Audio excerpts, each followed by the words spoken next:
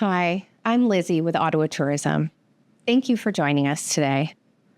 Together with MPI Ottawa, we're proud to present this awareness video on anti-human trafficking in our industry. Human trafficking can happen anywhere and to anyone, and awareness is the first step to prevention. We know that in the tourism and meetings industry, we're in a unique position to take action by observing, documenting, and reporting. Let's hear how Carrollyn with VoiceFound is working to help stop human trafficking and protect the safety of everyone in our community. Hi, Carrollyn. Thank you so much for joining us today. We have Carrollyn with us from VoiceFound in Ottawa. Thanks so much for being here. Carrollyn, will you, to start, let's tell us a little bit about yourself. Tell us about VoiceFound and your role there.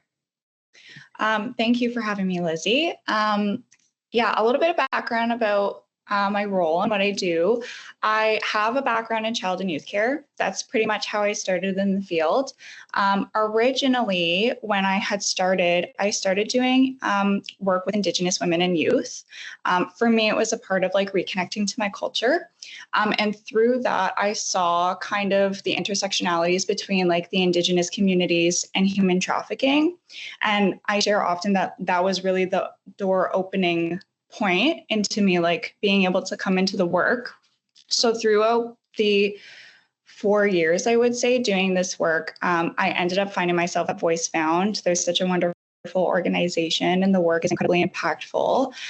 So I found myself here doing still youth work, but also like supporting the team that does the community work for like the anti-human trafficking services at VoiceFound.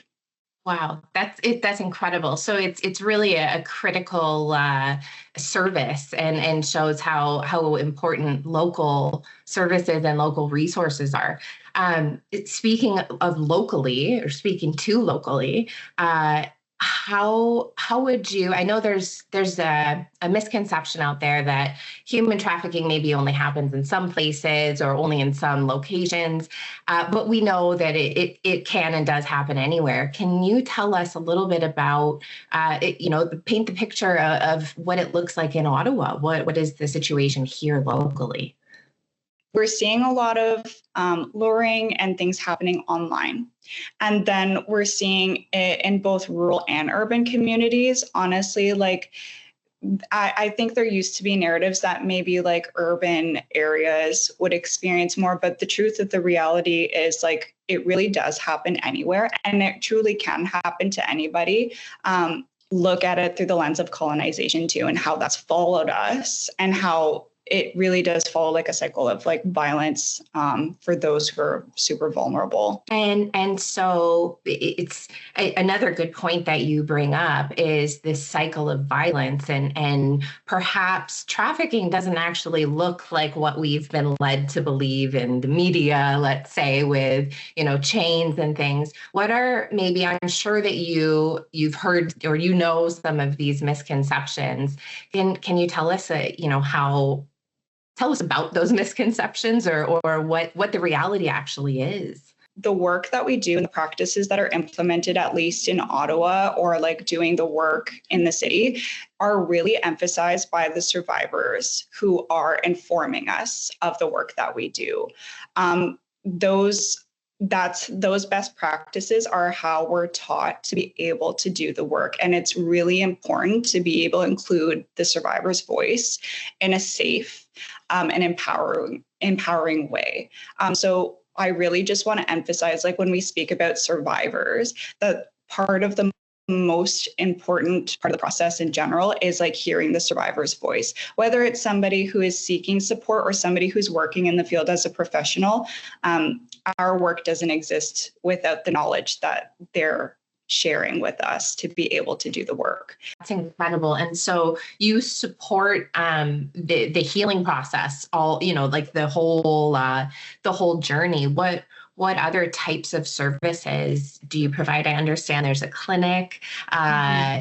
Is there, what kind of services can survivors take advantage of or have access to? We do have our clinic. It's kind of like the beating heart of the work that we do. It's run by our nurse practitioner, Carrie, and she is primary, and sometimes for some clients, like the only medical care or GP that is serving the folks that we see. So that is like a really beautiful, wonderful addition to the work that we do. Most oftentimes, our folks need medical care, and it's very difficult to access the mainstream system. I think about myself, like, I don't even want to go see the doctor. So I couldn't imagine somebody who has experienced that level of trauma accessing that. In terms of other supports, our team does deliver like intensive comprehensive case management. So we do many things like filling out housing applications, supporting with court support that happens very often, going to law enforcement, to the HT unit to be able to seek steps in the right direction if that's what the client chooses. We also have programs under Voice Found called Path Found, which is a second stage program. And by second stage, we mean like survivors are now exited and in a place of safety and readiness where they can reconnect with community, which is a beautiful program.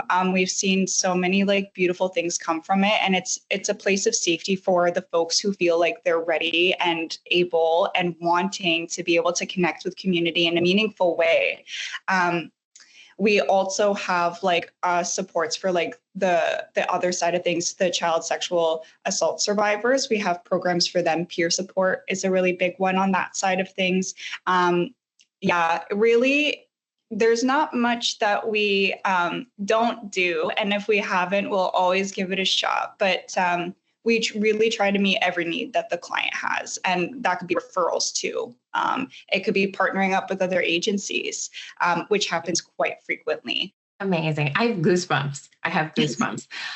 Thank you so much, Carrollyn, for being here today and for sharing this incredibly critical information. I personally learned a ton in this short conversation. So I know those watching will be taking a lot home with them today. Thank you so much. Thank you.